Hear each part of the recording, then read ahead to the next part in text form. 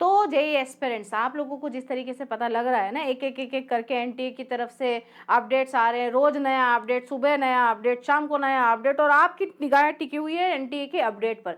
तो अभी तक जितनी भी अपडेट्स आई है ना, उन सभी को मैं एक ही वीडियो में लेकर के आई हूँ, ताकि आपको कहीं और भटकना नहीं पड़े। उसके लिए आपको करना पड़ेगा सबसे पहले तो इस चैनल को सब्सक्राइब, ठीक है, लाइक करना पड़ेगा वीडियो को, एंड में कर देना कोई बात नहीं, बट हाँ अपने फ्रेंड्स के साथ भी शेयर कर देना, ताकि उनको भी सारी की सारी अभी तक की लेटेस्ट अपडेट्स जो जेई मेंस और एडवांस 2025 के लिए आई है, वो सारी की सारी आपको इस वीडियो में मिल जाएगी। शुरू करें तो देखो, all updates in one shot. पहला ही है जेई मेंस और एडवांस की 2025 की सारी अपडेट्स आपको सिर्फ इस एक वीडियो में। अभी तक कोई भी आपको ऐसा चैनल नहीं मिलेगा जहां पर सारी अपडेट्स एक ही वीडियो में आपको मिल जाएं, ठीक है। तो ध्यान रखिए, हमारे चैनल को सब्सक्राइब कीजिए, आप ही लोगों के लिए, ताकि आप लोगों का टाइम बचे। यहाँ अपडेट्स देखने में टाइम वेस्ट करोगे या उधर पढ़ाई करने में टाइम लगाओगे, ठीक है। तो देखो, सारी अपडेट्स यहाँ पर एक ही प्लेटफॉर्म पे, एक ही स्लाइड पे आपको दिखेंगे। देखो, पहला तो एनटीए ने क्या किया है कि नंबर ऑफ क्वेश्चंस जो हैं वो पहले ज्यादा आते थे, अभी क्या हो रहा है, जितने क्वेश्चन अटेम्प्ट करने, यानी कि 75 questions we have to attempt, और यहाँ पर देंगे भी 75 क्वेश्चंस ही, यानी कि यहाँ पर आपको चॉइस ऑफ क्वेश्चंस जो है वो नहीं मिलेंगे। वो कोविड के टाइम पे एनटीए ने चेंज कर दिया था, अभी कोविड जैसा कोई सीन नहीं है, थैंक गॉड। तो अब आप लोगों को 75 क्वेश्चंस ही मिलेंगे क्वेश्चन पेपर में, और आपको सारे के सारे ही करने हैं, हाँ, बट नेगेटिव मार्किंग से बच के। दूसरा, नंबर ऑफ अटेम्प्ट्स वही जैसे पहले था, 3 कॉन्सिक्यूटिव अटेम्प्ट्स जो है 3 कॉन्सिक्यूटिव ईयर्स में आप जो है अटेम्प्ट्स दे सकते हो, ऐसा नहीं कि बीच में ड्रॉप ले लिया हो और बाद में। वही सेम पुराना वाला जो रूल था, सेम रूल अभी भी लागू हो रहा है कि भाई 3 कॉन्सिक्यूटिव ईयर्स में आप जो है जेईई मेंस और एडवांस का अटेम्प्ट्स दे सकते हैं। अब यहाँ पर रिडक्शन ऑफ सिलेबस यहाँ पर किसी तरह का नहीं हुआ है, हाँ, एडवांस्ड में कोई सिलेबस को रिड्यूस नहीं किया गया है, अभी तक वही चीज चल रही है जो पहले थी। जो एडवांस का सिलेबस पहले था वही एडवांस का सिलेबस अभी भी है, उसमें कोई रिडक्शन एनटीए ने नहीं किया है।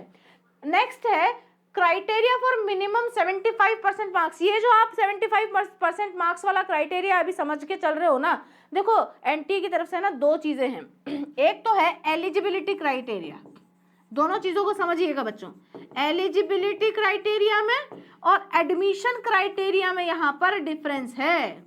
समझ में आई आपको बात, कि आप एलिजिबल तो हो, 75% मार्क्स से कम अगर आपके 12th बोर्ड में मार्क्स हैं तो you are eligible for the exam, यानी कि आप पेपर तो दे सकते हो, बट आपका आईआईटी में एडमिशन होगा कि नहीं, इस पे अभी तक क्वेश्चन मार्क लगा हुआ है। तो भैया ऐसा है, तैयारी तो आप कर ही रहे हो, है ना, बोर्ड्स पे भी थोड़ा सा फोकस करो, क्योंकि बोर्ड्स ही आपका बेस है, वहीं से जेई के भी पेपर्स बनते हैं बच्चे। तो एनसीईआरटी जब आप पढ़ रहे हो ना, तो आप बोर्ड्स की प्रिपरेशन पे थोड़ा सा ज्यादा ध्यान दो। हमें क्या करना है यार, 5% ज्यादा लिया होगी तो आपका क्या बिगड़ जाएगा, कुछ नहीं बिगड़ने वाला है। तो 75 की बजाय मैं तो बोल रही हूँ 80%, 90%, 95, 99% बनाओ, ठीक है। तो इस 75% वाले क्राइटेरिया को तो आप ध्यान देना ही मत, आपको तो ज्यादा ही बनाना है, 75% से ज्यादा मार्क्स लेके आने हैं ना। हमें थोड़ी ना छोटे मोटे कॉलेज में जाना, हमें जाना है IIT Bombay, IIT Kanpur, CS branch चाहिए, तो 75% हमारे लिए थोड़ी ना। एज लिमिट ये आपके लिए है, आप 1 अक्टूबर 2000 के बाद में पैदा होने चाहिए, इसके पहले नहीं, है ना। अक्टूबर के पहले वाला कौन सा मंथ होता है, बताओ जल्दी से, सितंबर। तो 31 सितंबर वाला बच्चा भी यहाँ पर एज लिमिट के क्राइटेरिया में नहीं आ रहा है। You have to born after 1 October 2000, या फिर आपने 12th पास की हो 2023 या उसके बाद में, ठीक है। मतलब अगर आपने 2023 वाले सेशन में आपकी 12th हो गई है, या फिर अब आपकी 12th होने वाली है, तो ये दोनों ही क्राइटेरिया एज लिमिट के लिए है यहाँ पर।